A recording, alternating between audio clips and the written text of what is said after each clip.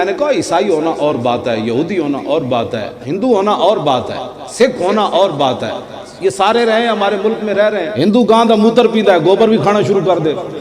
سکھ جڑے نو واڑ اپنے ودانے باویں بکریاں دی اوتے بن لون، سانو کوئی پریشانی، لیکن گستاخ رسول کی بات اور ہے۔ نہیں جی اقلیتوں کو حقوق نہیں ہے، میں نے کہا سب اقلیتوں کو حقوق ہیں، گستاخ رسول کے لیے کوئی حق نہیں۔ اے بخاری شریف موجود فتح مکہ والے دن حضور نے سارے نو معاف کر دیتا، فرمایا بھائی جڑا اپنے گھر دا دروازہ بند کر دے گا سی انہوں بھی معاف کر دیں گے، جڑا ہتھیار سٹ دے گا سی انہوں بھی معاف کر دیں گے، جڑا ابو سفیان دے گھر داخل ہو جائے گا انہوں سے معاف کر دیں گے، جڑا حکیم بن نظام دے گھر داخل ہو جائے گا سی انہوں بھی معاف کر دیں گے، جڑا حرم کعبہ وچ آ جائے، حضور نے معافی عام دا اعلان کر دیا۔ لیکن حضور نے فرمایا 9 مرد تے 6 عورتاں، یہ سارے گستاخ سے، حضور نے فرمایا جتھے ملن انہوں نے قتل کر دیا۔ لو جی بخاری شریف میرے کو موجود ہے، سیاستہ دیاں ساریاں 6 کتاباں وچ حدیث موجود ہے۔ اتنی دیر ایک صحابی دوڑ دے آئے، صحابہ کہندے نے حضور نے انج اپنا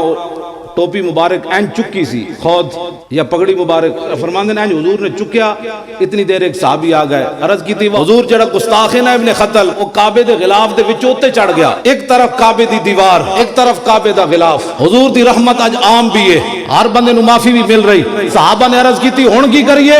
حضور نے فرمایا اقتلوہ، فرمایا اسی وہی قتل کر دیا جائے۔ میں نے کہا گستاخ رسول کو تو کعبے کی دیوار اور کعبے کا غلاف بھی نہ بچا سکا، تم کیا باتیں کرتے ہو کہ ناموس رسالت پر کوئی بندہ غداری کر سکتا ہے؟ امت مسلمہ سارا کچھ قربان کر سکتی ہے لیکن حضور کی عزت پر پہرا دینے سے باز نہیں آ سکتی۔